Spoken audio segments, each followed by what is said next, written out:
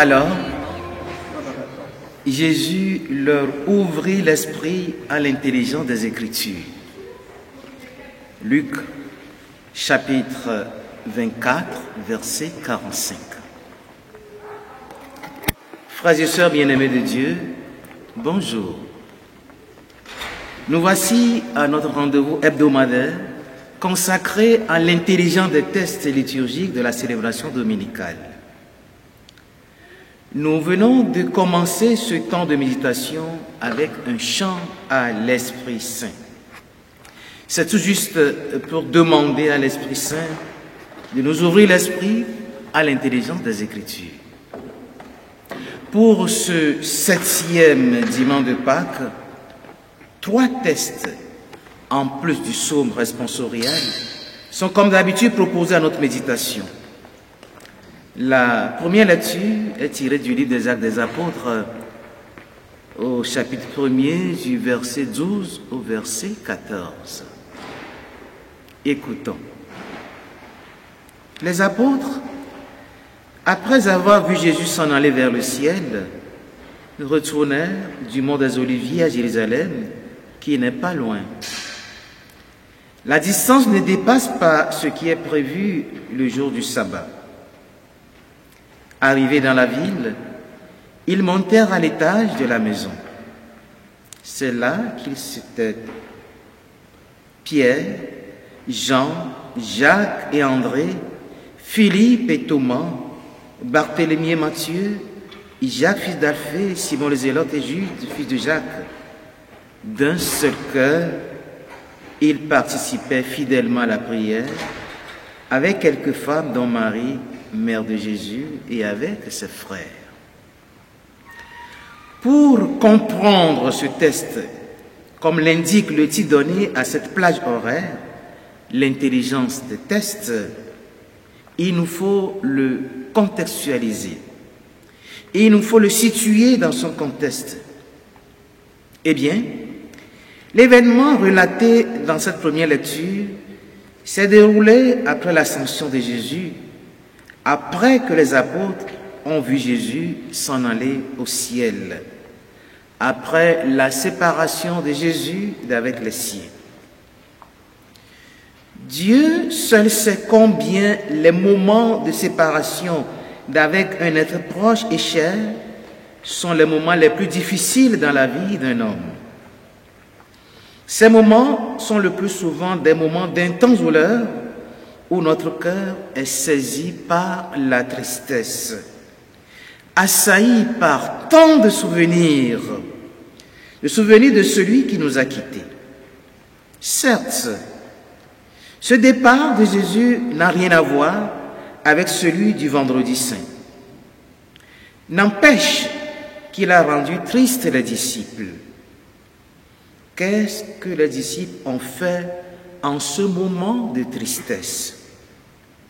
Vers qui ils se sont tournés pour retrouver, ou mieux, pour repuiser leur force?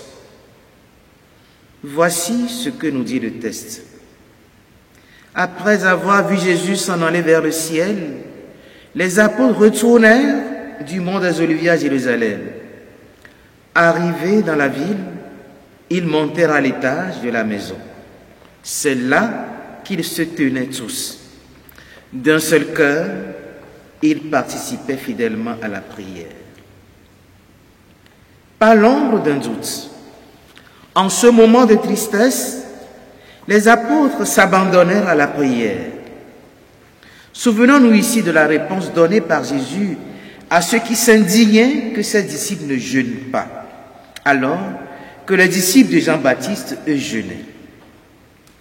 Les compagnons de l'époux peuvent ou doivent-ils jeûner tant que l'époux est encore avec eux?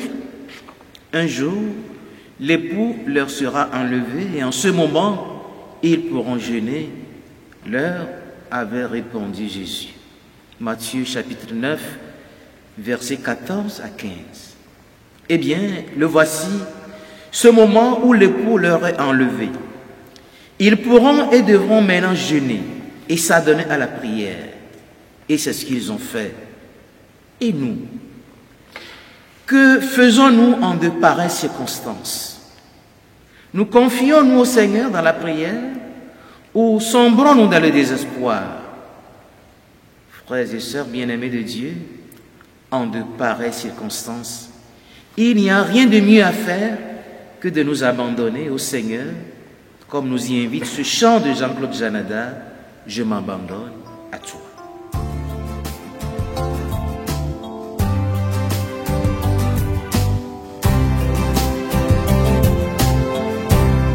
Je m'abandonne à toi,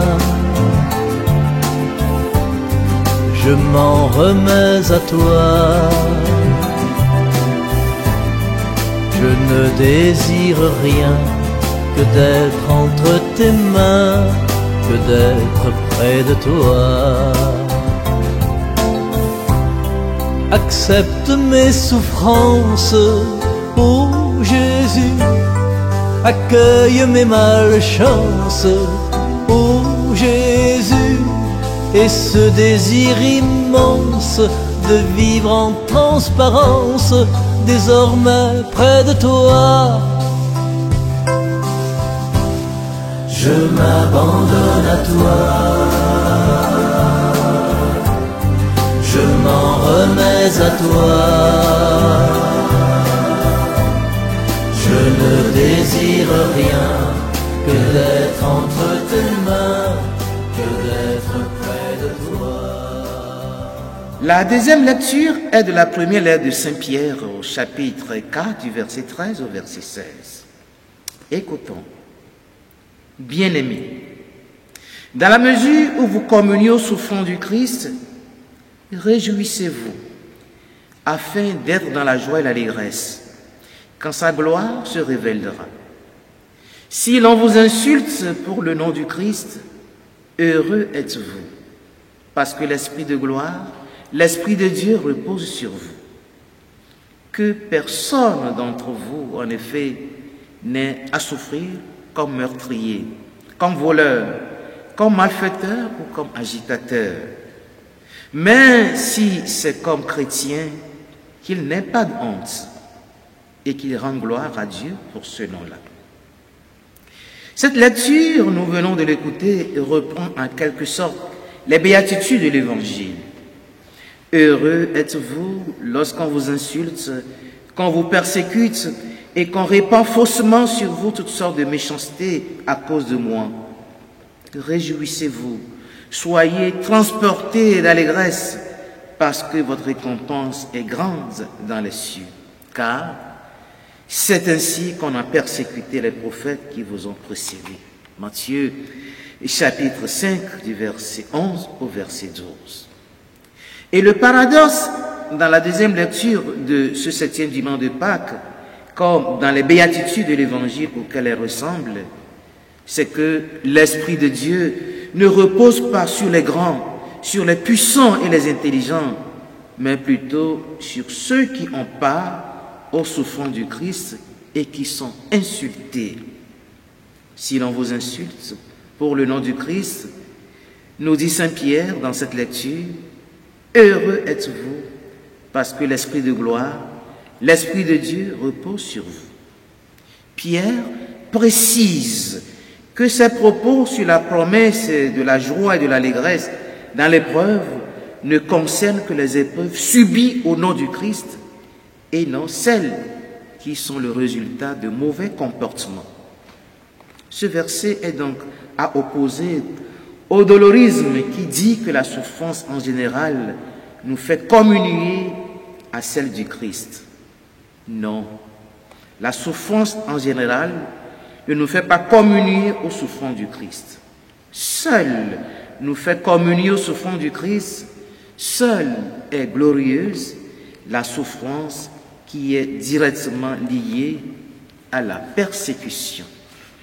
Oui, Pierre n'a que trop raison en le disant avec insistance, que personne n'ait à souffrir comme meurtrier, comme voleur, comme malfaiteur ou comme agitateur. Mais si c'est comme chrétien qu'il souffre, qu'il n'ait pas de honte et qu'il rend gloire à Dieu pour ce nom-là. La page d'évangile Et quant à elle, tirée de l'Évangile selon Saint Jean au chapitre 17, du verset 1 au verset 11. En ce temps-là, Jésus leva les yeux au ciel et dit, « Père, l'heure est venue, glorifie ton Fils, afin que le Fils te glorifie. Ainsi, comme tu lui as donné pouvoir sur tout être de chair, il donnera la vie éternelle à tous ce que tu lui as donné. Or, la vie éternelle, c'est qu'ils te connaissent, toi, le seul vrai Dieu, et celui que tu as envoyé, Jésus-Christ. Moi, je t'ai glorifié sur la terre, en accomplissant l'œuvre que tu m'avais donnée à faire. Et maintenant, glorifie-moi auprès de toi, Père, de la gloire que j'avais auprès de toi avant que le monde existe. J'ai manifesté ton nom aux hommes que tu as pris dans le monde pour me les donner. Ils étaient à toi, tu me les as donnés, et ils ont gardé ta parole. Maintenant, ils ont reconnu que tout ce que tu m'as donné vient de toi, car je leur ai donné les paroles que tu m'avais données. Ils les ont reçues. Ils ont vraiment reconnu que je suis sorti de toi, et ils ont cru que tu m'as envoyé. Moi, je prie pour eux. Ce n'est pas pour le monde que je prie, mais pour ceux que tu m'as donnés, car ils sont à toi. Tout ce qui est à moi est à toi, et ce qui est à toi est à moi, et je suis glorifié en eux. Désormais, je ne suis plus dans le monde, eux, ils sont dans le monde, et moi, je viens vers toi. Cet évangile est tiré du discours d'adieu de Jésus. Après avoir terminé son discours, Jésus prie pour ses disciples et demande à son Père de leur donner la vie éternelle. Oui, nous le voyons bien, cela lui tient à cœur que les siens aient la vie. Cela lui tient à cœur que nous ayons la vie. Et en mes passages de l'Évangile, en effet, Jésus n'a cessé de nous le dire. Je suis venu pour que les hommes aient la vie et qu'il ait en abondance. Jean chapitre 10, verset 10. Je suis le chemin, la vérité et la vie. Jean chapitre 4, verset 6. Celui qui mange ma chair et boit mon sang a la vie éternelle. Jean chapitre 6, verset 54. Et dans la part d'évangile de ce dimanche, il dit qu'il donne la vie éternelle à tout ce que son Père lui a donné. Et que la vie éternelle, c'est qu'ils le connaissent, lui, le seul vrai Dieu.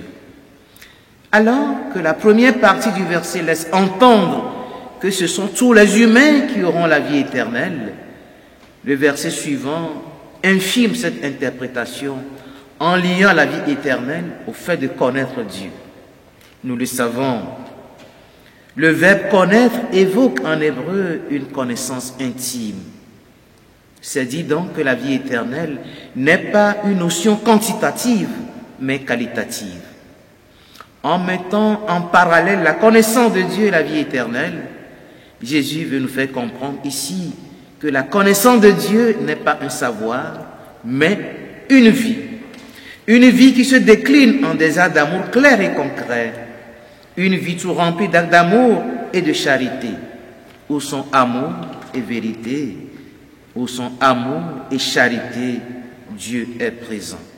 Mais aussi une vie de prière, comme nous y invite la première lecture de ce dimanche.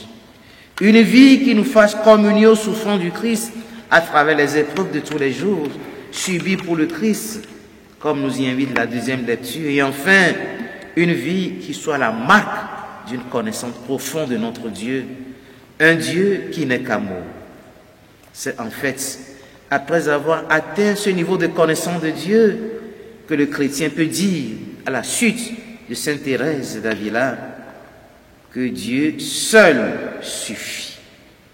Des paroles si joliment reprises dans ce beau chant de Jean-Claude Janada, Dieu seul suffit. Dieu seul suffit, que rien ne te trouble, mon âme, que rien ne t'effraie, car tout passe.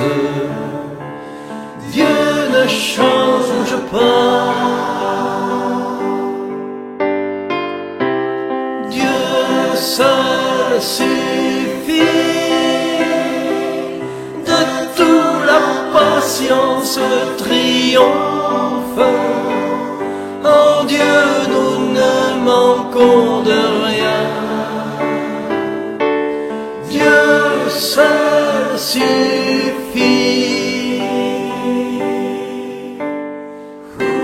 Mon âme a soif de mon Seigneur. Mon âme chante ses grandeurs. Son feu vient de brûler mon cœur, je m'en remets.